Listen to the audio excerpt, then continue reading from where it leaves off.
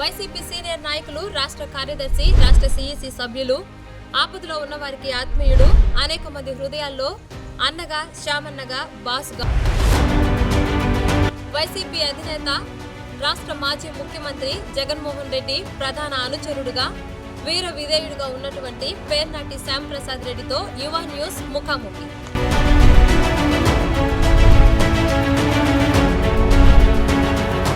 నమస్తే సార్. నమస్తే అమ్మా. సార్, మీ లైఫ్లో రాజకీయం గురించి మీ ఉద్దేశం? అంటే నా పర్సనల్ పని చేసిన దానికి ఒక గుర్తింపు, విలువ మాకు అక్కడ దక్కింది. వాళ్ళందరూ హెల్తీగా, హ్యాపీగా ఉన్నప్పుడు ఎస్ మనం కూడా ఏంటంటే మనతో ఉండేవాళ్ళని హ్యాపీగా ఉంటారు, ఫీల్ అయ్యేవాళ్ళు. నిజంగా నేను నా లైఫ్లో నేను ఆ స్థాయిలో చేయగలనని నేను ఎక్స్పెక్ట్ చేయను. ఫస్ట్ మాట్లాడే వర్డ్ జగన్మోహన్ రెడ్డి గారిని చూచాను. ఒకసారి శ్యామను కలవకు, శ్యామ్ లేదు ఈరోజు ఒక 100 రూపాయలు సంపాదించాను, 25 రూపాయలు మంది 75 రూపాయలు సర్వీస్ యాక్టివిటీ చేద్దాం. మమ్మల్ని ముగ్గురిని కేసులో ముద్దాయిగా చేసే రోజుకి అదే మా రెడ్ బుక్ రాజ్యాంగం. అధికారంలో ఉన్నప్పుడు శాసనసభ్యులు చెప్పిందే వేదం. ఇక్కడ వార్జ్ కేసులో A1 ముద్దాయిగా శ్యాంప్రసాద్ రెడ్డి ఉన్నారు. A4లో అంటే ఆ రెడ్ బుక్కే ప్రతీకారం డిజిటల్ బుక్ సార్. కూటమి ప్రభుత్వానికి సంబంధించి గ్రామ స్థాయిలో గ్రామాల్లో ఇబ్బందులు పెడుతున్నారు. వీటికి సమాధానం రేపు మన అధికారులకు చెప్పాలి. ఇక్కడ ఎవరు మనల్ని పోటీ పొడిచాడన్నా, ఎవరు చేశాడన్నా, ఎవరు చేతులు అల్టిమేట్గా బాస్ జగన్. ఈ పక్కంతా ఉన్న భూములు, ఆస్తులన్నీ మీవే అని. కొత్తపట్నం, కనుపూరు దాదాపుగా నాకు తెలిసి అంటే ఒక 8,000 ఎకరాలు ఉండొచ్చు అని అనుకుంటాను. అంటే మీ అనుచరులు వాళ్ళకి వాళ్ళందరికీ మీరు ఇచ్చే సందేశం అంటే నా కాన్సెప్ట్ ఏంటంటే. నమస్తే సార్. నమస్తే అమ్మా. సార్, మీ లైఫ్లో రాజకీయం గురించి మీ ఉద్దేశం? అంటే నా పర్సనల్ లైఫ్కి వస్తే విద్యార్థి దశ నుంచి రాజకీయాల మీద కొంచెం మక్కువ చూపించేవాళ్ళము. కాలేజీలో కానీ, వీటిలో కానీ, హై స్కూల్ టైం నుంచి కూడా. నా ఎడ్యుకేషన్ కంప్లీట్ అయ్యి పోస్ట్ గ్రాడ్యుయేషన్ కంప్లీట్ చేసిన తర్వాత మా కుటుంబ నేపథ్యం రాజకీయాల్లో ఉన్నారు కాబట్టి, సో ఆ రోజున్న రాజకీయాల్లో కాంగ్రెస్ పార్టీలో ఉంటూ మా ఫాదర్ వచ్చారు. నేను విద్యార్థి దశలో ఏబీవీపీ స్టూడెంట్ యూనియన్కి సంబంధించిన దాంట్లో కొంచెం యాక్టివ్గా ఉండేవాడు. బీఆర్ కాలేజ్ సంబంధించి, సర్వోదయ కాలేజ్. సో ఆ తర్వాత నేను రాజకీయాల్లోకి రావడంతో బీజేపీలో రావడం, ఎందుకంటే మాకు అఫిలియేటెడ్ కాబట్టి ఏబీవీపీ ఆర్గనైజేషన్ బీజేపీతో ఉండేది కాబట్టి. నేను 96లో ప్రత్యక్ష రాజకీయాల్లోకి వచ్చిన సందర్భం ఆర్గనైజేషన్తో పనిచేయాలని చెప్పి వచ్చాను. సో 96లో స్టార్ట్ అయిన జర్నీ 2011 దాకా బీజేపీలో వివిధ హోదాల్లో పనిచేశాను. జిల్లా కావచ్చు, రాష్ట్రం కావచ్చు, ఇట్లా చేయడం జరిగింది. 2011 వైఎస్ జగన్మోహన్ రెడ్డి గారి ఓదార్పు చేస్తున్న సందర్భంలో ఒక వ్యక్తి దేశాన్ని శాసిస్తున్న వ్యక్తుల్ని మీద పోరాటం చేస్తున్నాడు. సో తనతో కలిసి జర్నీ చేస్తే బాగుండేమో అని అనిపించింది. సో ఆ రోజున్న పరిస్థితుల్లో నేను వైకాపాలోకి రావడం జరిగింది. 2011 జూన్లో నేను వైఎస్ఆర్ కాంగ్రెస్ పార్టీలో జాయిన్ అయ్యాను. సో అక్కడి నుంచి ఇప్పటి వరకు కూడా జగన్మోహన్ రెడ్డి గారి నాయకత్వంలో పనిచేస్తున్నాం. పనిచేసిన దానికి ఒక గుర్తింపు, విలువ మాకు అక్కడ దక్కింది. సో ఇట్లా నా పొలిటికల్ జర్నీ స్టార్ట్ అయింది. చాలా క్వశ్చన్స్కి ఒకే క్వశ్చన్ ఆన్సర్ చెప్పారు సార్. సార్, ఇది రాజకీయం మీ ఇన్స్పిరేషన్ అయినా ఎవరినైనా చూసి ఇన్స్పైర్ అయ్యారా సార్? లేదమ్మా, మా ఫ్యామిలీ నేపథ్యం ఉంది కాబట్టి, మా ఫాదరు, మా చిన్నాన్న వీళ్ళందరూ పొలిటికల్గా ఉంటారు కాబట్టి, సో అది కంటిన్యూ అయింది. మా నెక్స్ట్ జనరేషన్లో, అంటే మా జనరేషన్లో నేను ఒక్కడే ఇక్కడ ఉండేది. నాకు 2 ఎల్డర్స్ ఉంటారు, బ్రదర్స్, 2 యూఎస్లో సెటిల్ అయిపోయినారు. సో ఇంకా నేను ఊరు రాజకీయం 2 కూడా నేను మా ఫాదర్ దగ్గర నుంచి తీసుకుని కంటిన్యూ చేస్తాను. సార్ మీ రాజకీయ జీవితం మొత్తంలో మీరు చాలా పనులు చేసి ఉంటారు కదా, ఈ పనుల్లో ఇది చేయకుండా ఉంటే బాగుండు అని ఏదైనా అనిపించిందా సార్? ఏ పనైనా చేయకుండా ఉంటే బాగుండు అనేది అయితే నాకు ఎక్కడ అనిపించలేదు, కానీ ఇంకొంచెం మెరుగ్గా చేస్తే బాగుండు, ఇంకొంచెం సర్వీస్ చేయగలిగితే బాగుండు అనేది అయితే మాత్రం నెంబర్ ఆఫ్ టైమ్స్ అనుకున్నాను. సో అదైతే చాలాసార్లు అనుకున్నాను నేను. ఇంకొక అడుగు ముందుకేసి ఇంకొంచెం అగ్రెసివ్గా వెళ్ళి ఇంకొంచెం service what ever social service కావచ్చు, పొలిటికల్గా సర్వీస్ కావచ్చు చేస్తే బాగుండు అనేది ఉంది ఇప్పటికీ. సార్ పేర్నాటి చారిటబుల్ ట్రస్ట్ ఉద్దేశం ఏంటి? అంటే ఆ ట్రస్ట్ స్టార్ట్ చేయడంలో రాజకీయంగా ఏమైనా ఉందా, లేదంటే మీరు సేవ చేయాలి ప్రజలకి అనే ఉద్దేశంతో స్టార్ట్ చేశారా సార్? పొలిటికల్ మోటివేషన్ అయితే ఏం లేదు తల్లి. ఎందుకంటే ఆ 2000లో మా ఫాదర్ చనిపోయాడు at the age of 56. Liver complaint వచ్చి చనిపోయినప్పుడు నేను హాస్పిటల్స్, గ్లోబల్ హాస్పిటల్ చెన్నై కానీ, అపోలో హాస్పిటల్ చెన్నై కానీ, అట్లే నాగార్జున హాస్పిటల్ విజయవాడ, ఇవి మా ఫాదర్ని తీసుకొని తిరిగినప్పుడు ఈ కంప్లైంట్స్ తోటి బాధపడే వాళ్ళు చాలామంది ఉన్నారు. అట్లే క్యాన్సర్ అటాక్ అయినప్పుడు అఫోర్డ్ చేయలేక ఇబ్బంది పడేవాళ్ళు చాలామంది ఉంటారు. అంటే ఇవన్నీ క్రానిక్ డిసీజెస్ కిందకు వస్తాయి. లివర్ ట్రాన్స్ప్లాంటేషన్ కానీ, కిడ్నీ ట్రాన్స్ప్లాంటేషన్ కానీ, అట్లా ఈ క్యాన్సర్ బాధితులు కానీ వీళ్ళందరూ. ఆయన 2000 నవంబర్ 28 చనిపోయినాడు ఆయన. సో అక్కడి నుంచి నాకు ఎంతో కొంత సర్వీస్ చేస్తే బాగున్నాను, ఇటువంటి వాళ్ళకి కొంత మనం సపోర్ట్ ఇస్తే బాగున్నాను అనుకుని 2001లో స్టార్ట్ చేశాను పేర్నాటి చారిటబుల్ ట్రస్ట్ అనేది. మెయిన్ కాన్సెప్ట్ వచ్చి poor children education, medical and health, avenue plantation, ఈ 3 నా లోగోలో ఉంటాయి. సో దాన్ని దృష్టిలో పెట్టుకొని ముందుకెళ్ళాలనుకుని ఎటువంటి రాజకీయ ఉద్దేశం కానీ, రాజకీయంగా దాన్ని వాడుకోవాలని కానీ ఏ రోజు చేయలేదు. ఇవి గడిచిన 23-24 సంవత్సరాలు ఏ రోజు కూడా నేను నా ట్రస్ట్ని పొలిటికల్ యాక్టివిటీలోకి ఎప్పుడు కూడా నేను యాక్ట్ చేయలేదు. ఎందుకంటే అందరూకి ఉపయోగపడాలని మనం అనే ఉద్దేశంతో ముందుకెళ్తాను. సో పేర్నాటి న్యాచురల్స్ దాని కాన్సెప్ట్ ఏంటి సార్? సో యాక్చువల్గా 2002లో మ్యారేజ్ అయిందమ్మా నాకు.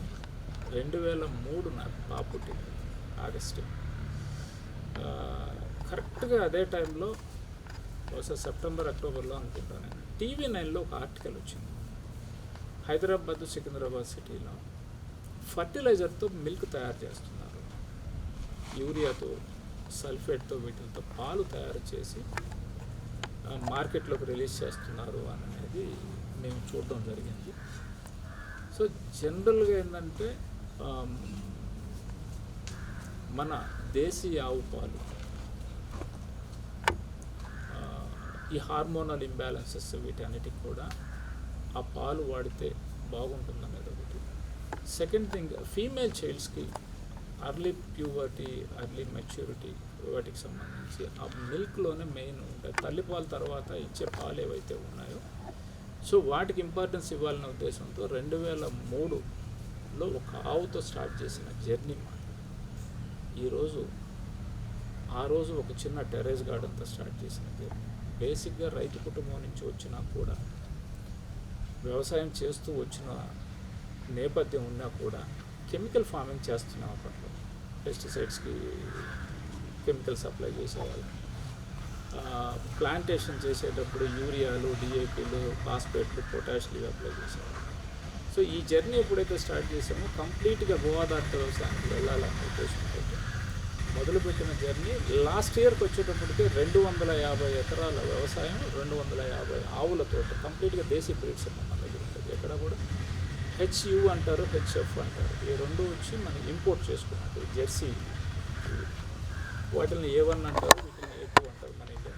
సో వాటిని చేస్తూ ఈరోజు ఈ సంవత్సరం ఇంకొక 100 ఎకరాల ఎక్స్పాన్షన్లోకి వెళ్ళాలా, క్వాలిటీ ఆఫ్ ఫుడ్ ఇవ్వాలా, మనం ఇచ్చే మిల్క్ కానీ, మనం ఇచ్చే పన్నీర్ కానీ, మనం ఇచ్చే ప్రోడక్ట్స్ ఏవైతే ఉన్నాయో అగ్రికల్చర్ సంబంధించి రైసెస్, దాల్స్ ఏవైతే ఉన్నాయో నేను పండించినటివి నేను పబ్లిక్కి, నేను ఏదైతే ఇంట్లో తింటున్నానో దాన్ని పబ్లిక్ ఇవ్వాలన్న ఉద్దేశంతో ఒక బ్రాండ్ క్రియేట్ చేయాలి. కాబట్టి నా ఫ్యామిలీ నేమ్తో పేర్నాటి న్యాచురల్స్ అని పెట్టి ఈరోజు నేను స్టార్ట్ చేయాలి. సో పేర్నాటి న్యాచురల్స్లో అన్ని న్యాచురల్ ఫుడ్ అయినా సరే కొంచెం కాస్ట్ ఉన్నాయి అని అంటున్నారు సార్. వైట్ న్యాచురల్ తల్లి, ఎందుకంటే ఒక 20-25% అయితే ఎక్సెస్ ఉన్నమాట వాస్తవం, దాంట్లో ఏం రెండు ఆలోచన లేదు. అంటే సింపుల్గా చెప్పాలంటే compare to chemical farming, organic farming, whatever natural farming, organic farming, chemical ఫార్మింగ్తో కంపారిజన్ చేస్తే కెమికల్ మనకి ఒక పురుగు పెస్ట్ అటాక్ అయినప్పుడు మార్కెట్లోకి వెళ్తాం, పలానా పురుగు ఉందంటే లేదా ఫోటో తీసుకొని వెళ్ళి వాళ్ళకి చూపించని వాళ్ళు ఏదో పెస్టిసైడ్ వస్తారు, తీసుకొచ్చి స్ప్రే కొడతారు. వెరాజ్ ఆర్గానిక్ ఫార్మింగ్కి వచ్చేటప్పటికి దానికి ఏ కషాయం వాడితే మనం ఆ పురుగుని కంట్రోల్ చేయగలము అని అనుకున్నప్పుడు దానికి కావాల్సిన ఆకులు, దానికి కావాల్సిన ఇవి తీసుకొని వచ్చి మనం మిక్స్ చేసుకొని చేసే క్రమం ఏదైతే ఉందో, ఆర్గానిక్ ఫార్మింగ్ చేయాలన్నా లేబర్ ఓరియంటెడ్ జాబ్ ఇది. ఎందుకంటే మ్యాన్ పవర్తో కూడిన వ్యవహారం. అక్కడ అవసరం లేదు కెమికల్ ఫార్మింగ్. అక్కడ కెమికల్ కొట్టినప్పుడు ఏమవుద్ది అని అంటే వాడైతే మార్కెట్లో తెచ్చారు, కొట్టేశారు, స్ప్రే చేశారు, అయిపోయింది. నేను ఈ సంవత్సరం 4 బుట్లు పండించాను అని అంటాను. బట్ నాకు వచ్చేటప్పటికి 2 బుట్లే పండుతుంది. కారణం ఏంటంటే లాస్ట్ హార్వెస్ట్ అయిపోయే ముందు వారం రోజుల ముందు ఇంకో వారం రోజుల్లో వేస్తా ఉన్నప్పుడు ఆఖరి తడి మనం ఆపినప్పుడు దోమపోటు కొట్టాలి. నేను దోమపోటుకు మందు కొట్టాలనంటే నేను పొల మజ్జిగో లేకపోతే ఇంకోటి ఏదో చూసి అంతవరకు మాత్రమే నేను అప్లై చేస్తాను. కెమికల్ ఫార్మింగ్కి వచ్చేటప్పటికి ఏం చేస్తారు, ఆ దోమని రెసిస్ట్ చేసేదానికోసం హైలీ పాయిజనస్ కెమికల్స్ని తీసుకొని వచ్చి దాంట్లో అప్లై చేసి ఇచ్చేస్తారు. బట్ ఆ పంటను కాపాడుకోవాలి. సో ఈ వ్యత్యాసం ఎక్కడైతే ఉందో, నేను 4 బుట్లు కెమికల్ ఫార్మింగ్ కూడా పండిస్తాడు, నేను 2 బుట్లు 19 నేను పండించినప్పుడు ఆ డిఫరెన్స్ ఒకటి. ప్లస్ నాది కంప్లీట్గా నేను వీడ్ అంటే కలుపు వచ్చినా కూడా, గనియాల మీద కలుపు వచ్చినా కూడా, గట్ల మీద కలుపు వచ్చినా కూడా నేను పెస్టిసైడ్ అప్లై చేయను. నేను మనుషులతోనే మిషన్లు పెట్టి కటింగ్ చేసుకోవడం, అవసరమైతే పెరిగించుకుని పని చేస్తాను. సో నాకు కంపారిటివ్లీ కెమికల్ ఫార్మింగ్తో పోలిస్తే ఆర్గానిక్ ఫార్మ్ ఖర్చుతో కూడిన వ్యవహారం కాబట్టి, సో నేను ఆ ప్రైస్ అయితే నాకు 20-25% ఎక్కువ పెట్టందే గిట్టుబాటు కాని పరిస్థితి అవుతుంది కాబట్టి నేను ప్రైస్ అయితే పెట్టాను. రాజకీయంగా మీ మీద వస్తున్న ఆరోపణలు, విమర్శలు వీటిని ఎలా ఎదుర్కొంటున్నారు? ఆరోపణలు, విమర్శలు ఇన్ ద సెన్స్ అమ్మా, సార్ సంథింగ్ ఉంటాయి కదా సార్. అంటే ఆరోపణలు అంటే ఏ స్థాయిలో వ్యక్తికైనా కూడా ఆరోపణలు అనేది చేస్తూ ఉంటారు, వింటూ ఉంటాం, చూస్తూ ఉంటాం, వెళ్ళిపోతూ ఉంటాం. బట్ నిర్దిష్టమైన ఆరోపణకి మన ఎదురుగా వచ్చి కూర్చొని మీరు ఇది చేశారు, మీరు అది చూశారు, మేము ఇది విన్నాము అని అంటే తప్ప అంటానే వాటికి మనం సమాధానం చెప్పాల్సిన అవసరం లేదమ్మా. సో అందుకని అసలు ఆరోపణలు కానీ లేదా విమర్శలు కానీ ఎప్పుడు కూడా బ్లెస్సింగ్స్ అని అనుకొని ముందుకు పోతూ ఉండడమే. మనం చేసే పనిలో కల్మషం లేకుండా మనం చేసే పనిని దృష్టిలో పెట్టుకొని మనం ముందుకు వెళ్ళేటప్పుడు విమర్శలు వస్తుంటాయి, దాని మీద ఆరోపణలు వస్తుంటాయి. బట్ వాటి ఏది కూడా లెక్క చేయాలన్న ఆలోచన నాకైతే లేదు. సో అందుకని ముందుకు వెళ్ళిపోతాం. సార్ ఎమ్మెల్యే రేస్లో దూసుకెళ్తున్న శ్యాంప్రసాద్ రెడ్డి అని ఈ మధ్య వార్తలు బాగా వినిపిస్తున్నాయి సార్. నెక్స్ట్ ఎలక్షన్స్లో ఎమ్మెల్యే అభ్యర్థిగా శ్యాంప్రసాద్ రెడ్డిని మేము చూస్తున్నామా, ఎమ్మెల్యేగా చూస్తున్నామా? అంటే జగన్మోహన్ రెడ్డి గారు ఆదేశిస్తే ఖచ్చితంగా నేను కంటెస్ట్ చేస్తాను.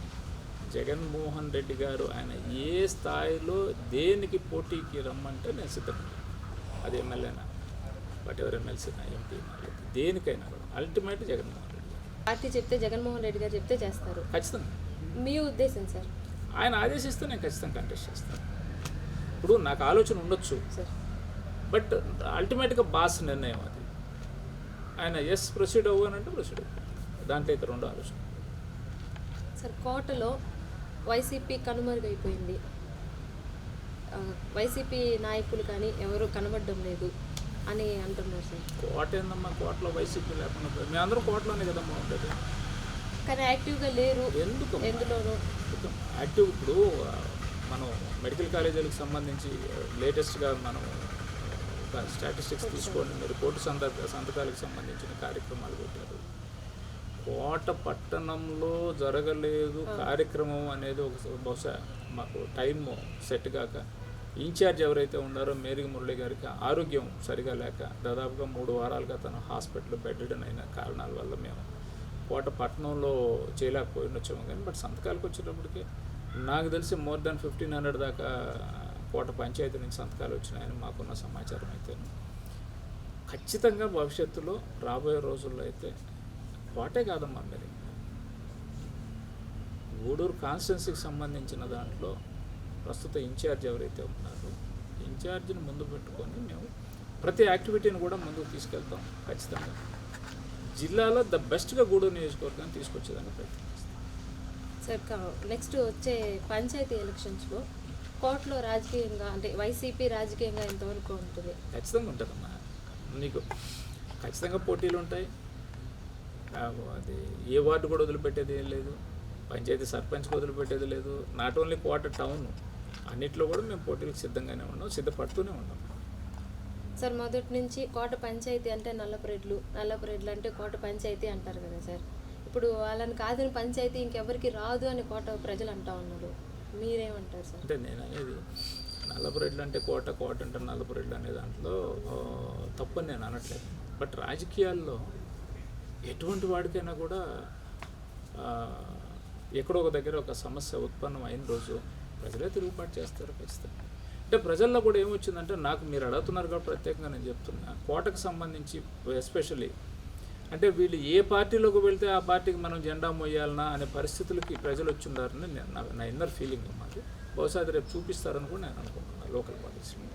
సార్ కుటుంబ జీవితాన్ని, సమాజ బాధ్యతల్ని రెండింటిని ఎలా బ్యాలెన్స్ చేసి హ్యాండిల్ చేస్తున్నారు సార్? అంటే నా ఫ్యామిలీ మెంబర్స్ని కూడా దీంట్లో ఇన్వాల్వ్ చేశాను మా సర్వీస్ యాక్టివిటీస్లో. సో అందుకని ఐఎమ్ ఫ్రీ కూల్.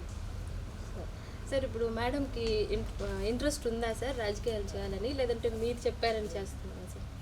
తనకు అసలు ఎప్పుడూ ఇంట్రెస్ట్ లేదమ్మా. తను హౌస్ వైఫ్గా ఉండాలనేది ఆలోచన. బట్ ఇది ఆర్గానిక్ కల్టివేషన్ చేయాలనేది మాత్రం తన ఇన్స్పిరేషనే, తన మోటివేషన్ తోటి నేను కూడా పూర్తి స్థాయిలో దాంట్లోకి రావడం. ఇప్పుడు నెక్స్ట్ జనరేషన్ కూడా నా డాటర్ కూడా తను కూడా దీంట్లోనే ఆర్గానిక్ కల్టివేషన్కి ఎక్కువ ప్రయారిటీ ఇస్తున్నారు. పొలిటికల్ అనేది వాళ్ళకి ఎప్పటికీ కూడా ఇంట్రెస్ట్ లేదు.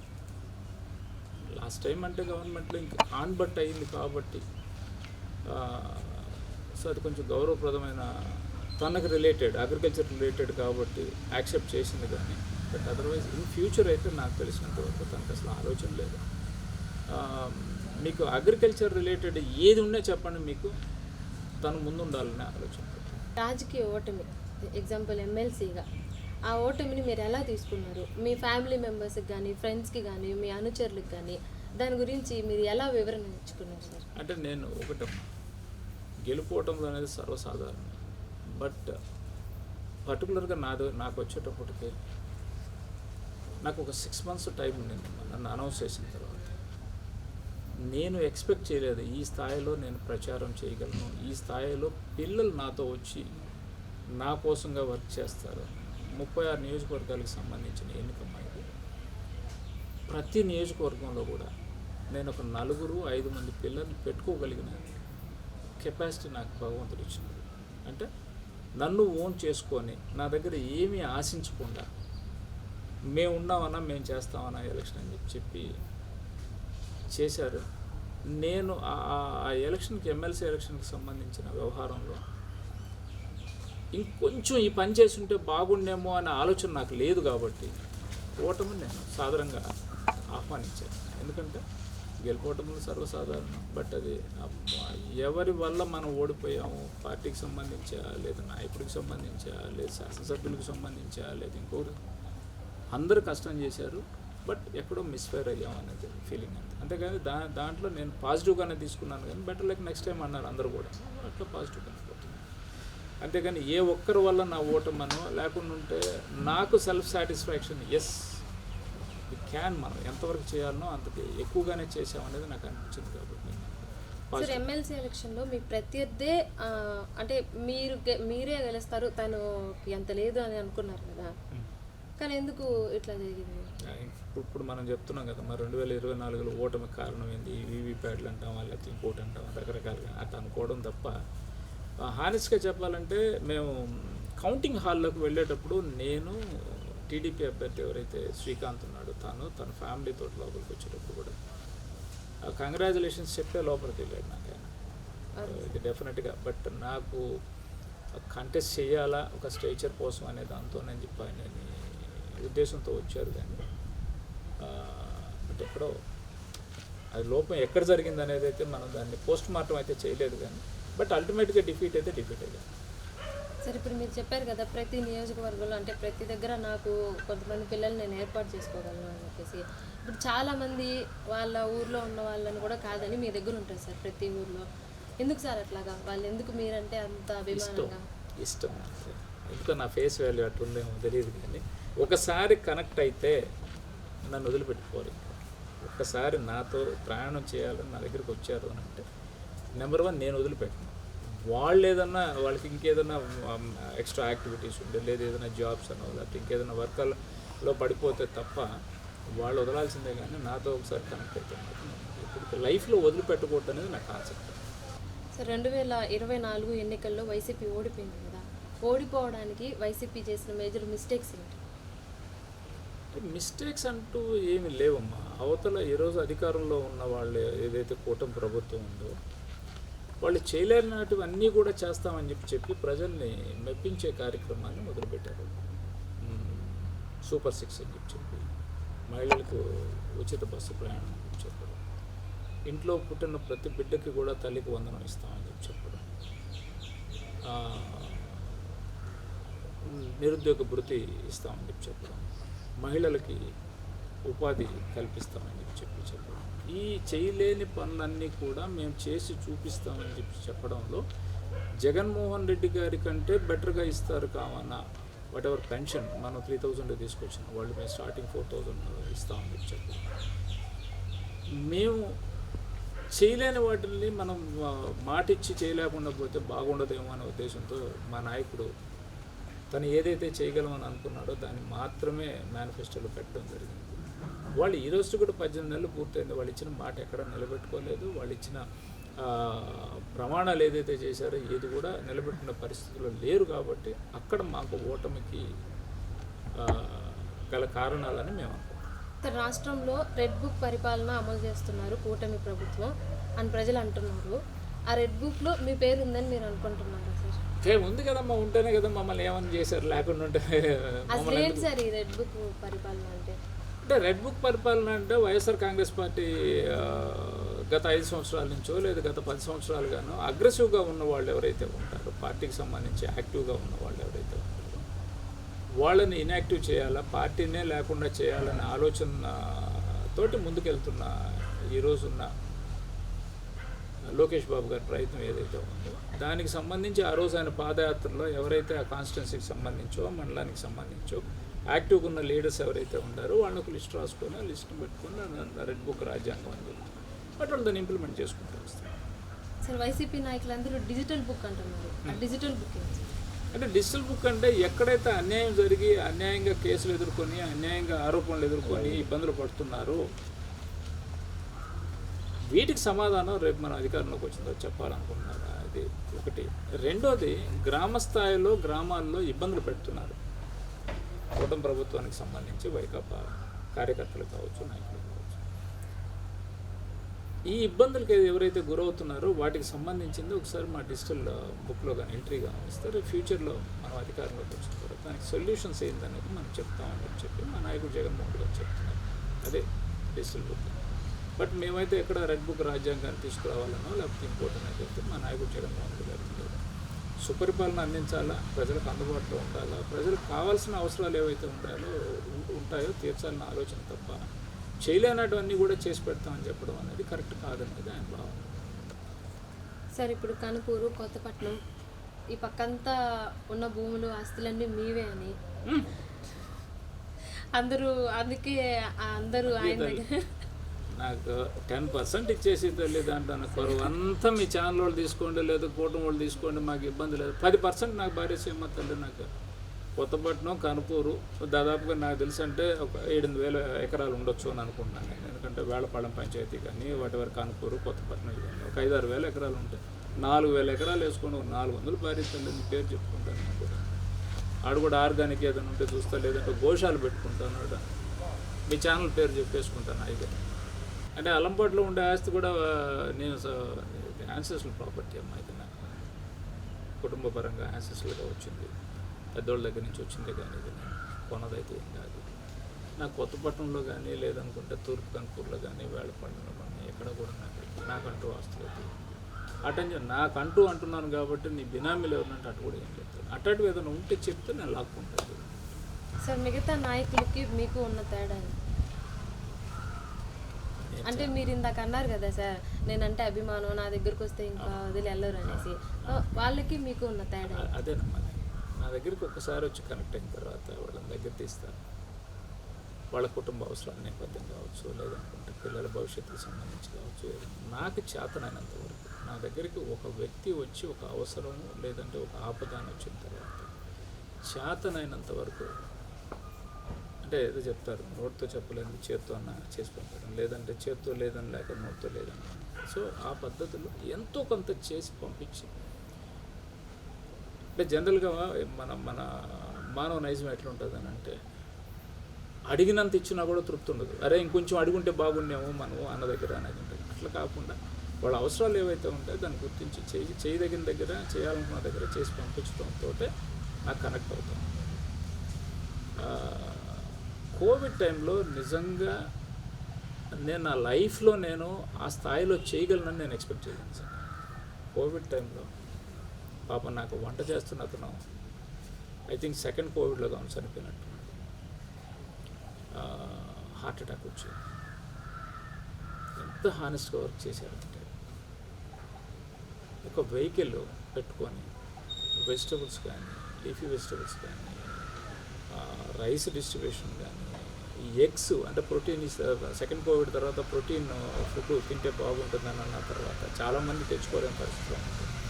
లక్షల కోడిగుడ్లు తీసుకొని వచ్చి మన ప్రాంతానికి సంబంధించి నాట్ ఓన్లీ కోట, చిట్టుమూరు కావచ్చు, వాకాడు కావచ్చు, చిల్లపూరు కావచ్చు, గూడూరు టౌన్ కావచ్చు, రోడ్లు కావచ్చు, మన కాన్స్టిట్యున్సీకి సంబంధించిన అంటే మన పరిధిలో ఉన్నంతవరకు వాలంటరీగా వచ్చి, మీరు అన్నారు చూసారా ఎందుకు కనెక్ట్ అయ్యారు, వాళ్ళ కుటుంబాలని సైతం వదిలిపెట్టుకొని వచ్చి చేశారు. ఇంకోటి హార్ట్ టచింగ్ ఏందని చెప్పండి అర్థంగా, సెకండ్ కోవిడ్లో విపరీతంగా డెత్లు జరుగుతూ వచ్చినాయి. ఈవెన్ సొంత ఫ్యామిలీ మెంబర్స్, బిడ్డలు తల్లిదండ్రులు ఎవరన్నా చనిపోతే పోలేని పరిస్థితి, లేదు వైఫ్ హస్బెండ్ చనిపోతే పోలేని పరిస్థితి, హస్బెండ్ వైఫ్ చనిపోతే పోలేని పరిస్థితుల్లో పేర్నాటి సేవా దళ్ళని కూడా ఒక దీన్ని పెట్టి వాళ్ళు వాలంటరీగా పెట్టుకొని క్రిమేషన్లో కూడా ముందుకు వచ్చినారు వితౌట్ ఎనీ కాస్ట్. గబక్కన ఎవరన్నా చనిపోయినారు అని అంటే మనకు ఒక మెసేజ్ వచ్చిందంటే వాళ్ళే వెళ్ళి వాళ్ళే దగ్గరుండి దాన్ని తీసుకెళ్ళి క్రిమేషన్ చేసి వచ్చే పరిస్థితి. సో ఇవన్నీ హార్ట్ టచింగ్. ఇవి డబ్బుతో కొనుక్కోలేనట్టు, ఎంత డబ్బు ఖర్చు పెట్టినా కూడా రానివి, మనకు అది దక్కిందనంటే నిజంగా గ్రేట్. సో అది సంపాదించుకున్నాం అనే తృప్తి, ఆత్మ సంతృప్తి అంతే. మిగిలిన పొలిటీషియన్స్కి నాకు ఉన్న డిఫరెన్స్ ఏంటి అని అంటే, నేను చిన్నదాంతో అని తృప్తి పడిపోతాను, నాకు ఇది మనకు చాలు అని అనుకుంటా. జనరల్గా ఉండే పొలిటీషియన్స్ ఏంటంటే, అరే మనం ఇది సక్సెస్ అయ్యాం కదా, ఇంకా బెటర్గా ఇంకో దానికి సక్సెస్ అవ్వాలా, లేకపోతే ఇంకొక మెట్టు ఎదగాల, లేదు ఇంకా స్పీడ్గా వెళ్ళిపోవాలా పైకి, ఒక్కసారిగా మనం సంపాదించుకోవాలన్న ఆలోచనలో ఉన్న వాళ్ళతో నన్ను పోలిస్తే మాత్రం నాకు ఇది చాలు అని అనుకునేవాడిని, తృప్తి పడిపోతాను అంత చాలు.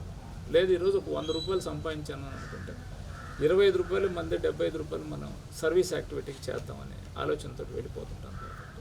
కొంతమందికి ఇష్టపడవచ్చు, కొంతమందికి ఇష్టపడకపోవచ్చు. సో నా స్టైల్ ఆఫ్ లివింగ్, నా స్టైల్ ఆఫ్ ఫంక్షనింగ్ అయితే నాది. ఎక్కడెక్కడి నుంచో బయట రాష్ట్రాల నుంచి జాతరకి పెట్టుకున్న దానికి వచ్చింది. దాదాపు 70-80 మంది వివిధ రాష్ట్రాల నుంచి వచ్చి అక్కడ బ్లాక్ అయిపోయినారు. అప్పుడు మేము అక్కడికి వెళ్ళి వాళ్ళని అడిగితే మాకు తాగేదానికి నీళ్ళు లేదు, తినేదానికి ఫుడ్ లేదు. మేము జనరల్గా సునీల్లో మేము కూర్చున్నప్పుడు ఫుడ్ ఎట్లా చేస్తాము సునీల్ అంటే, మనకు ఉండాలి వంట చేసి ఇచ్చేదాన్ని. సరే మొదలు పెట్టండి. ప్రతిరోజు సాయి వెళ్ళేవాడు వెహికల్ తీసుకుని. కోవిడ్ అంటే ఇంట్లో ఇంకా అమ్మేమనుకుంటుంది, అన్న చెప్పాడు వెళ్ళాలి, దానికి రెండో ఆలోచన కాదు. దాదాపుగా 65 days 70 days మనం సప్లై చేసాం. మనకి అప్పుడు సబ్ కలెక్టర్గా రోణంకి గోపాలకృష్ణ గారు ఉన్నారు, తను కూడా వచ్చాడు అక్కడికి, వచ్చి చూసి జనరల్గా అందరిని అప్రిషియేట్ చేసే క్రమంలో అప్రిషియేట్ చేసి వెళ్ళారు. వండర్ ఏంటంటే 2 డెలివరీ అయినారు అక్కడ, బయట ఎక్కడ రాజస్థాన్ నుంచి అహ్మదాబాద్ నుంచి వచ్చినారు, ఇక్కడ డెలివరీ అయినారు. తర్వాత తీసుకొని వెళ్ళిపోయినారు. లాక్డౌన్ క్లియర్ అయిన తర్వాత ఇక్కడి నుంచి బయలుదేరిపోయినారు. లాస్ట్ ఇయర్ మేము కనుపూర్ జాతరకు వెళ్ళిన వాళ్ళందరూ వచ్చి పలకరించుకున్నాను.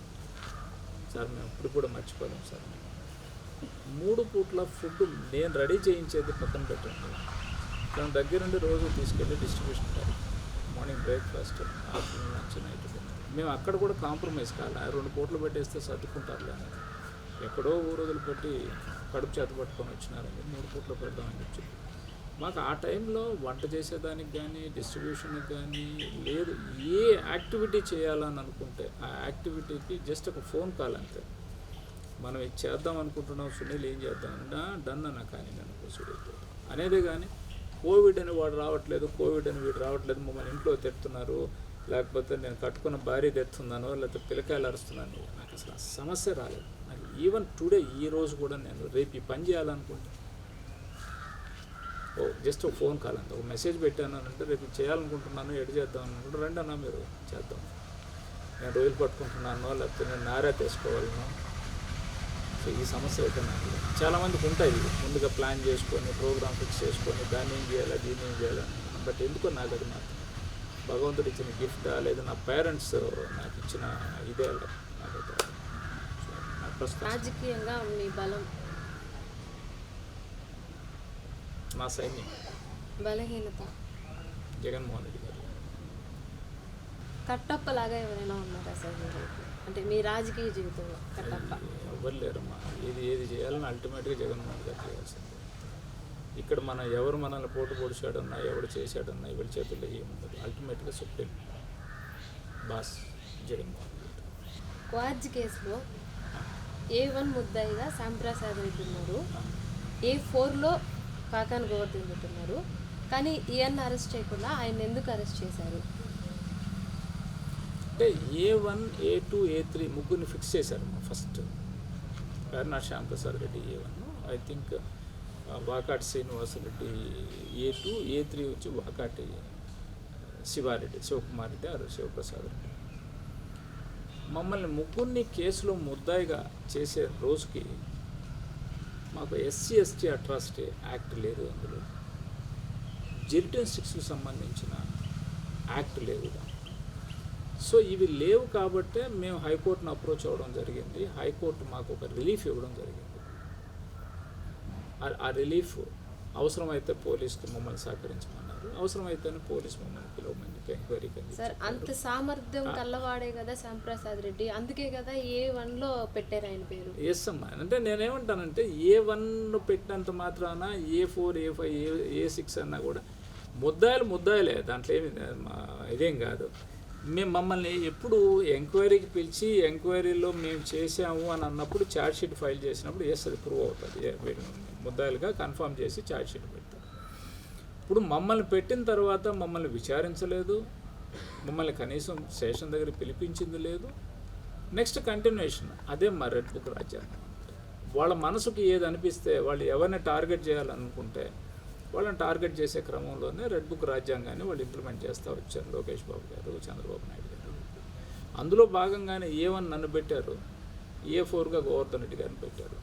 A1, A2, A3 మా ముగ్గురి కన్ఫెషన్లు తీసుకొని మా ముగ్గురి స్టేట్మెంట్స్ రికార్డ్ చేసి మేము నెక్స్ట్ లెవెల్కి ఎవరి పేరన్నా చెప్పుంటే XYZ అని మేము పేర్లు ఉండి ఉంటే మేము ఇచ్చిన స్టేట్మెంట్ ఆధారంగా వాళ్ళని ముద్దాయిలు చేశారని అనుకోవచ్చు. మమ్మల్ని ఎవరిని స్టేషన్కి పిలవలేదు, మా దగ్గర స్టేట్మెంట్స్ రికార్డ్ చేయకుండానే A4, A5, A6 అని చెప్పి దాదాపు A10 దాకా పెట్టుకొని పోవడం జరిగింది. ఇది కేవలం రెడ్ బుక్ రాజ్యాంగం కాబట్టే జరిగింది. జనరల్గా అయితే అసలు పెట్టాల్సిన రుస్తుం మైన్ అనే క్వాడ్జ్ మైన్కి సంబంధించి నాకు కానీ A1కి కానీ A2కి కానీ A3కి కానీ A4కి కానీ మిగతా పేర్లు వద్దులే, మాకు ఎవరికి సంబంధం. కానీ మీరు ప్రూవ్ చేయగలరా అక్కడ పలాన్ని ఎత్తారని చెప్పి మైనింగ్ డిపార్ట్మెంట్కి సంబంధించిన డీడీలు కానీ ఆ రోజు ఉన్న విజిలెన్స్కి సంబంధించిన ఏడీలు కానీ స్పష్టంగా ఆన్ రికార్డ్ నా దగ్గర ఉంది. మీరు ఈ క్వశ్చన్స్ రైజ్ చేస్తారనుకుంటే నేను డేట్లతో కూడా తీసుకొచ్చి పెట్టిండేవాడిని మీకు. అసలు ఈ మైన్ టర్మినేషన్ చేయబడింది. ఎవరైతే కంప్లైనెంట్ ఉన్నాడో ఆ కంప్లైనెంట్కి ఈ మైన్కి సంబంధం లేదు. మేము ఎంక్వైరీకి మైన్ దగ్గరికి వస్తానన్న రోజు కూడా వాళ్ళ ప్రజెన్స్ ఏమీ లేదు కాబట్టి దీన్ని రద్దు చేస్తున్నామని చెప్పి సాక్షాత్ డిప్యూటీ డైరెక్టర్ గారు, ఆనాటి డిప్యూటీ డైరెక్టర్ గారు, ఆ రోజున్న విజిలెన్స్ ఏడీ ఇద్దరూ కూడా ఆన్ పేపర్ ఇవ్వడం జరిగింది. సో ఇంకా అసలు ఆ ఉత్పన్నం అయ్యేది ఏముంది, ఇంకా మా మెటీరియల్ ఎత్తుకెళ్ళామనంటే దొంగతనంగా ఎత్తుకెళ్ళామన్నప్పుడు ఎవరు కంప్లైంట్ ఇవ్వాలి మా మీద? రెవెన్యూ డిపార్ట్మెంట్ అన్న ఇవ్వాలా, లేదా మైనింగ్ డిపార్ట్మెంట్ అన్న ఇవ్వాలా? వాళ్ళు ఇద్దరు ఇవ్వలేదు మా మీద కంప్లైంట్. ఎవడో థర్డ్ పర్సన్, ఇది నాది అని చెప్పుకోబడుతున్న వ్యక్తి ఎవడైతే ఉన్నాడో అతను ఇచ్చిన కంప్లైంట్ ఆధారంగా మమ్మల్ని ఎత్తి ముద్దాలుగా నిందితులుగా చేర్చడం జరిగింది. దాని అర్థమైంది రెడ్ బుక్ రాజ్యం. సో అందుకని దీంట్లో నాకు వచ్చింది లేకపోతే A4కి రాలేదు, A6కి రాలేదు, A7కి రాలేదు అనే దానికి చిన్న సింపుల్ లాజిక్ ఏంటంటే, ఆ రోజుకి మమ్మల్ని పెట్టి ఏదో ఇబ్బంది పెట్టి మా దగ్గర కన్ఫెషన్ తీసుకుని చేయాలని అనుకున్నారు. బట్ అది మాకు హైకోర్టు ఊరట కల్పించింది కాబట్టి మమ్మల్ని పిలిచి మా స్టేట్మెంట్ రికార్డ్ చేసే పరిస్థితులు లేవు కాబట్టి ఇంకా దానికి యాడ్ చేసుకుంటూ పోయినారు A4, A5, A6, A8 అని. అందులో దీంట్లో అసలు సంబంధం లేని వ్యక్తుల్ని కూడా, అంటే అసలు అంటే మేమన్నా అయితే జిల్లాలో ఉన్నాం, నెల్లూరు జిల్లాలో ఉన్నాం. నేను గోవర్ధన్ రెడ్డి గారితో నేను ప్రయాణం చేస్తూ ఉన్నాను. గోవర్ధన్ రెడ్డి గారిని పెట్టారు, నన్ను పెట్టారు, ఆయన అనుచరులుగా A2, A3 ఉన్నారు, పెట్టారు, బాగానే. అస్సలు సంబంధం లేని వ్యక్తులు, మన జిల్లాతో సంబంధం లేని వ్యక్తులను కూడా దాన్ని ముద్దాయిని చేశారు. కారణం ఏంది? ఎక్కడో ఒక దగ్గర లింక్ చేయాలా, ఎక్కడో దగ్గర వాళ్ళకి కష్టం కలిగిన దగ్గర రెడ్ బుక్ రాజ్యాంగాన్ని ప్రయోగించాలి కాబట్టి దాన్ని తీసుకొచ్చి ముద్దాలుగా చేర్చేసి మమ అనిపించుకున్నారు. బురద జల్లేశారు మా మీద. ఆ బురద కడుక్కునే దానికి మేము అడిగిన ప్రతి ఛానల్కి కూడా మేము A1కి ఎందుకు వచ్చింది, A4కి ఎందుకు రాలేదని అంటే ఎక్స్ప్లెనేషన్ ఇచ్చుకోవాల్సిన పరిస్థితి. బట్ నన్ను ఆ రోజు నిందితుడిగా చేర్చే రోజుకి అట్రాసిటీ యాక్ట్ లేదు, జెల్టన్ శిక్షకు సంబంధించింది లేదు కాబట్టి నాకు హైకోర్టులో ఓట్లు లభించింది. అంతకుమించి ఇంకేం లేదు. డిఫరెన్స్ అదే నాకు వాళ్ళకి వచ్చింది. నాకు వచ్చిన వెంటనే A2 కూడా వచ్చేసింది. నా హైకోర్టు ఆర్డర్ని బేస్ చేసుకొని ఆయన కూడా ఇచ్చేసింది. అంతేగాని వేరే. సార్, రెడ్ బుక్ రాజ్యాంగం అంటున్నారు కదా, అంటే ఆ రెడ్ బుక్కే ప్రతీకారం digital book sir?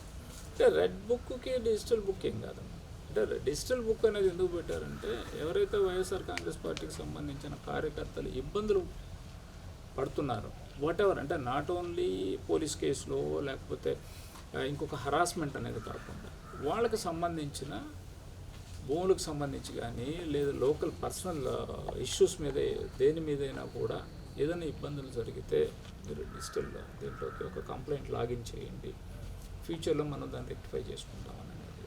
But red book రాజ్యాంగం అనేది ఇట్స్ ప్యూర్లీ డిఫరెంట్. అది ఎందుకంటే కక్షపూరిత రాజకీయం చేయాలనుకున్నారు కాబట్టి రెడ్ బుక్ రాజ్యాంగాన్ని తీసుకొస్తున్నారు. సంబంధం లేని వ్యక్తులు, ఇప్పుడు నేనుండా పార్టీకి లాయల్ టు పార్టీ, నేను పార్టీ కోసం పని చేసుకుంటున్నాను. అంటే నువ్వు పని చేయకూడదని అనుకున్నారు, నన్ను ఏదో ఒక రూపంలో ఇబ్బంది పెట్టాలా. వైఎస్ఆర్ కాంగ్రెస్ పార్టీకి సంబంధించి శ్యాంప్రసాద్ రెడ్డి స్ట్రాంగ్గా ఫాలోయర్ కాబట్టి అతన్ని ఇబ్బంది పెడితే మనతో వస్తాడేమో అని ఇబ్బందులు పెడతాం. అది రెడ్ బుక్ రాజ్యాంగం. బట్ వెరాజ్ డిజిటల్ దీనికి వచ్చేటప్పటికి అది కాదు. కార్యకర్తకు అన్యాయం జరిగితే కార్యకర్తను అప్లోడ్ చేయమంటారు. అప్లోడ్ చేస్తే రేపు మన ప్రభుత్వం వచ్చిన తర్వాత మనకు కావాల్సినట్టు మనం చేసుకుంటాం, చేసుకోగలిగిన వరకు ఏవైతే ఉంటే చేస్తాం. సో అది రెడ్ బుక్కిను డిజిటల్. రెడ్ బుక్కి డిజిటల్ బుక్ ప్రతీకారం కాదు, అస్సలు సంబంధం లేదు. సో మొదటి నుంచి మిమ్మల్ని నమ్మిన వాళ్ళకి మీరు ఇచ్చే సందేశం, అంటే మీ అనుచరులు ఇలా వాళ్ళందరికీ మీరు ఇచ్చే సందేశం అంటే నా కాన్సెప్ట్ ఏంటంటే అందరూ బాగుండాలా, అందులో మనం ఉండాలా అనేది జనరల్ కామన్గా అందరూ చెప్తారు. నాతో పాటు జర్నీ చేస్తున్న కుటుంబాలందరూ బాగుంటే నేను బాగుంటాను. వాళ్ళందరూ హెల్తీగా హ్యాపీగా ఉన్నప్పుడు ఎస్ మనం కూడా ఏంటంటే మనతో ఉండే వాళ్ళందరూ హ్యాపీగా ఉండాలని ఫీల్ అయ్యేవాడిని. సో ఆ క్రమంలోకి రావాలని ఆలోచన. ఇన్ ఫ్యూచర్ మనతో ఉండేవాడు ఎవడో కూడా స్ట్రగుల్ అవ్వకూడదు, అందరూ హ్యాపీగా ఉండాలని భావంతో ముందుకెళ్తాము అనేది డెఫినెట్గా కూడా రాబోయే రోజుల్లో మనం ఖచ్చితంగా దాన్ని రీచ్ అవుతామని నాకు ఆలోచన. సార్, ఈ ఏజ్లో కూడా ఈ fitness, I'm a pure vegetarian. Basic by birth నేను వెజిటేరియన్ని. నాకు వేరే అలవాటు ఇన్ ద సెన్స్ డైటింగ్స్ వర్కౌట్లు చేయరా సార్? వర్కౌట్లో ఇంకా పోలేదు. వర్కౌట్లు అంటే బిఫోర్ కోవిడ్ చేసేవాడిని, రెగ్యులర్గా జిమ్కి వెళ్ళేవాడిని, చేసేవాడిని. ఆఫ్టర్ కోవిడ్ పూర్తిగా ఆగింది. అగైన్ మళ్ళీ ఇప్పుడు స్టార్ట్ చేస్తూ ఉన్నాను. అంటే నేను నమ్మే నా నమ్మకం ఏంటంటే మనం తినే ఫుడ్లో క్వాలిటీ ఉంది కాబట్టి వాట్ ఎవర్ నేను ఏదైతే ప్రొడ్యూస్ చేస్తున్నానో దాన్ని ప్రాసెస్ చేసుకొని వాల్యుయేషన్ చేసుకొని తింటున్నాం కాబట్టి ఇంట్లో బహుశా అది కూడా కారణం కావచ్చు అని అనుకుంటున్నాను నేను. అంతేగాని అదర్వైజ్ ఇంకేం లేదు. అంటే ఈ కెమికల్ కలుషితంతో కూడిన ఆహారానికంటే కూడా మనం పండించుకొని మనం చేసుకున్న దాన్ని తింటున్నాం కాబట్టి అఫ్కోర్స్ బయట వెళ్ళినప్పుడు మనం దీన్ని క్యారియర్ ఎత్తుకుని పోతాం అనేది కాదు. అట్లీస్ట్ ఉన్నంతలోనైనా నెలకు ఒక 20 రోజులు 25 రోజులు అయినా మనం మన ఇంటి ఫుడ్ మన వ్యవహారం మనం చేస్తున్నాం కాబట్టి కొంత ముందుకెళ్తున్నాం అని అనుకుంటున్నాను నేను. బట్ డెఫినెట్గా నేను సొసైటీకి కూడా చెప్పేది ఏంటంటే రైతుని ఎంకరేజ్ చేయండి అని అంటాను. మనం మాటలు చెప్పేదానికి యాజ్ ఎ పొలిటీషియన్గా రైతు రాజు, రైతు దేశానికి వెన్నెముక అని చెప్తున్నాం, కానీ ఆ స్థాయిలో మనం చేయట్లేదు అని అంటాం. మీకు లిటరల్గా చెప్పాలనంటే, పచ్చిగా చెప్పాలనంటే, ఒక రైతు తన 10 ఏళ్ళు భూమిలోకి పోతేనే 5 ఏళ్ళు నోట్లోకి వస్తుంది. వెరాజ్ ఇండస్ట్రియలిస్ట్కి వాడు ఎక్కడ కూర్చున్నా, ఏ ఫ్లైట్లో కూర్చున్నా, ఏ చాపర్లో కూర్చున్నా, ఎక్కడ కూర్చున్నా ఫోన్లో మోటార్ చేసుకుని వ్యాపారం చేయగలడు, సంపాదించగలడు. బట్ అల్టిమేట్గా రైతు అనేవాడు 2 చేతులు 10 ఏళ్ళు భూమిలోకి పోతేనే 5 ఏళ్ళు నోటు కడుపు. అటువంటి రైతుని ముందుకు తీసుకురండి, రైతుని ఎంకరేజ్ చేయండి. మనం ఏదన్నా ఒక వస్తువు కొనాలా, ఒక కూరగాయలు కొనాలా, లేదా ఏదైనా పండ్లు కొనాలని వెళ్ళినప్పుడు దయచేసి బార్గెన్ చేయబాకండి, కంపారిజన్ చేయబాకండి. అక్కడ 100 రూపాయలు అమ్ముతున్నారు, నువ్వు 110 పెట్టావని దయచేసి ఆ వర్డ్ రానిబాకండి. ఎందుకంటే 100 అమ్మే వాళ్ళకి 5 రూపాయలు మార్జిన్ ఉంటుంది, 110 అమ్మేవాడికి 15 రూపాయలు ఉంటుంది. ఈ కుటుంబం 10 మందితో కూడిన సాకాల్సిన పరిస్థితి ఉంటుంది. ఆ కుటుంబం 3తోనో 4తోనో మనకి చాలా 5 రూపాయలు అనుకునే వాళ్ళు ఉంటారు. దయచేసి కంపారిజన్ అక్కడికి ఇక్కడికి కంపారిజన్ చేయబాకండి. రైతు అనేవాడు ఈ దేశానికి వెన్నెముక అవుతాడా, ఈ ప్రపంచానికి వెన్నెముక అవుతాడా, ఏదైనా కూడా మనం నిలబెట్టి ముందుకు నెట్టగలిగితేనే రైతు నిలబడగలుగుతున్నాడు. అల్టిమేట్గా ఈ దేశానికి, ఈ రాష్ట్రానికి, ఈ జిల్లాకి, అందరికీ కూడా నేను చెప్పేది ఏంటంటే, రైతు పడే కష్టం ఏ ఎంప్లాయీ, ఏ స్థాయిలో ఎంప్లాయీ కూడా బహుశా పడకపోవచ్చేమో అని అనుకుంటాను. విత్తనాలు చల్లిన దగ్గర నుంచి తిరిగి ఇంటికి వచ్చిన దాకా తను పడే స్ట్రగుల్, తను పడే బాధ మనం ఎక్కడన్నా వింటాం. రైతు ఆత్మహత్య చేసుకున్నాడని విన్న సందర్భాలు ఉన్నాయి, కానీ గవర్నమెంట్ ఎంప్లాయీ ఆత్మహత్య చేసుకున్నాడనో, లేకపోతే ఒక సాఫ్ట్వేర్ కంపెనీకి సంబంధించిన చేసుకున్నాం అనేది ఎక్కడా లేదు. ఎందుకంటే అంత స్ట్రగుల్ అవుతున్నారు. అందుకని మీ ఛానల్ ద్వారా నేను అందరికీ కూడా, ప్రేక్షకులకు అందరికీ కూడా నా రిక్వెస్ట్, నా హంబల్ రిక్వెస్ట్ ఏంటంటే, రైతుని సపోర్ట్ చేయండి, రైతుని ఎంకరేజ్ చేయండి, ముందుకు నెట్టండి. చేస్తే ఖచ్చితంగా రైతు రాజు అవుతాడు, రైతు దేశానికి వెన్నెముక అయ్యే రోజులు కూడా ఖచ్చితంగా వస్తాయి. కానీ అందుకే మేము మా గ్రో ఈట్ లివ్ ఆర్గానిక్ అనే మా కాన్సెప్ట్, మా స్టోరీకి సంబంధించి కానీ ఫ్యూచర్లో మేము చేయాలనుకున్నది కూడా క్వాలిటీ ఆఫ్ ఫుడ్ తిన్నాం, క్వాలిటీ ఆఫ్ ఫుడ్ సొసైటీకి అందిద్దాం. మనం పండించేదాన్ని బయట తీసుకెళ్ళి ప్రాసెసింగ్ చేస్తే అక్కడ ఏదైనా అడల్ట్రేషన్ అవుతుందేమో అని చెప్పి కంప్లీట్గా ప్రాసెసింగ్ కూడా అన్నీ ఒక దగ్గర తీసుకొచ్చి పెట్టి చేయాలని ఆలోచనతో ముందుకెళ్తాం. సో మీ ఛానల్ ద్వారా నా రిక్వెస్ట్, అంటే మీరు అడిగిన ప్రశ్నలకి నేను సమాధానం పూర్తి స్థాయిలో ఇచ్చానా లేదనేది మీరు చెప్పాలి, కానీ బట్ నా రిక్వెస్ట్ అయితే మాత్రం నేను మీ ద్వారా నేను పబ్లిక్ని అందరినీ కూడా కోరుకుంటా ఉన్నాను. రైతుని రాజుగా ట్రీట్ చేసే రోజులు రావాలని కోరుకుంటున్నాను. Thank you so much. Thank you తల్లి. మీ అమూల్యమైన ప్రశ్నలకి మరి నా సమాధానాలు ధీటుగా వచ్చినాయో లేదో అది మీరు చెప్పాలా. సార్, మీ అనుచరులు ఉంటారు కదా, మీ దగ్గర లబ్ధి పొందిన అనుచరులు బయటకు వెళ్ళిన తర్వాత మాకు ఆయన దగ్గర ఏం లేదు, మాకు ఆయన చేసింది ఏం లేదు అని అంటున్నారు కదా, దాని గురించి మీరేం చెప్తారు సార్? అంటే వాళ్ళు కూడా అంటే మీరు వాళ్ళు చేసింది మీరు ఎందుకు చెప్పుకోవట్లేదు? అంటే ఒకటమ్మా, మనకి మామూలుగా జనరల్గా చెప్తుంటారు, కుడి చేతితో చేసింది ఎడం చేతికి కూడా తెలియకూడదు. నేను ఏదో సర్వీస్ చేశానని చెప్పి వాళ్ళు ఏ ఇబ్బందుల్లో నన్ను వచ్చి అడిగారు అనేది మనం గ్రహించకుండా మనం చేసిన సహాయం చెప్పామనుకోండి, దాన్ని నలుగురిలోకి వచ్చింది అని అనుకోండి, నెగిటివ్గా ఫీల్ అయ్యే ఛాన్సెస్ చాలా ఉంటాయి. తన అవసరం 100 రూపాయలు ఉంటుంది, నేను 10 రూపాయలు ఇచ్చి ఉంటాను. నా దగ్గరికి ఎవడో వచ్చాడు 100 అడిగాడు, నేను 10 రూపాయలు ఇచ్చానని మనం చెప్పుకునేదాన్ని. అందులో తనకు అవసరం ఉంది కాబట్టి అన్న దగ్గరికి వెళ్ళాడు, అడిగాడు, తెచ్చుకున్నాడు అని బయట మాట్లాడే డిస్కషన్ కంటే మనం ఇచ్చింది కూడా ఇవ్వనట్లుగా గమ్మన కూర్చొని ఉంటే వాళ్ళ మనస్సాక్షికే అరే అన్న మనకి ఏదో చేశాడు, చేసినంత వరకే చాలనే భావన వాళ్ళ మనసులో కలగాలనే ఉద్దేశంతో అనుకుంటాం. ఒకటి. రెండోది, నాకు అవసరానికి నేను వెళ్ళి అడిగితే అన్న నాకు ఇది ఇచ్చాడు అని చెప్తే అందరూ వెళ్ళి అన్న మీద పడతారేమో, మనం ఎందుకు దీన్ని చెప్పుకోవడం అని వాళ్ళు కూడా అనుకొని ఉండొచ్చు. అందుకని దీంట్లో ఏది కూడా మనం ఒకరికి ఒక సహాయం చేసిన తర్వాత దాని దగ్గర నుంచి బెనిఫిట్ ఆశించాము అని అంటే it's not a real help.